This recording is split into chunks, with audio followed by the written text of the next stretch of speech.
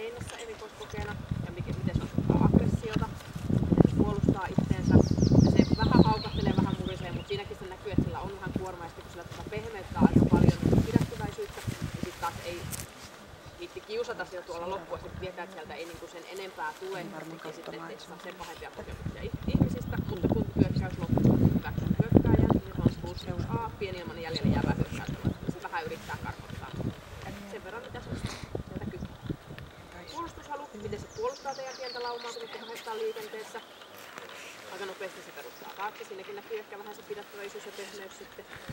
Mutta halua sillä on plus 1 pienen verran kuitenkin. Kyllä se yrittää, mutta se vaan jää tonne taakse sitten, että se sieltä huutelee kyllä. Taisteluhalu, kuinka se nauttii leukojen ja lihasten käytöstä päästäkseen päämääräänsä. No semmoista vaistelua me ei suoranaisesti nähdä tänään. Että kyllä se sen lelun perään menee vähän sen ja vähän sitä hamuilee, mutta ei se siihen ota kiinni eikä lähde taistelemaan. Niin se on -2 riittämätön. Hermorakenne, kuinka se kuormittuu tässä. Ja tosiaan niin kuin vaikka sanoin, että kyllä se niin kuin kuormittuu, mutta kyllä se kuitenkin itseensä pitää, että ei se niin kuin pahene se sen olotila hirveästi loppukohden. Että hermot sillä on +1 on hieman rauhaton. Ja se kuitenkin sitten pystyy kasailemaan itseensä vähän pehmeys tosiaan sitten se näkyy enemmän. Temperamentti, koiran vilkkausaste, miten se oikea-aikaisesti, oikeasuuntaisesti reagoi näihin ärsykkeisiin, mitä sille täällä aiheutetaan.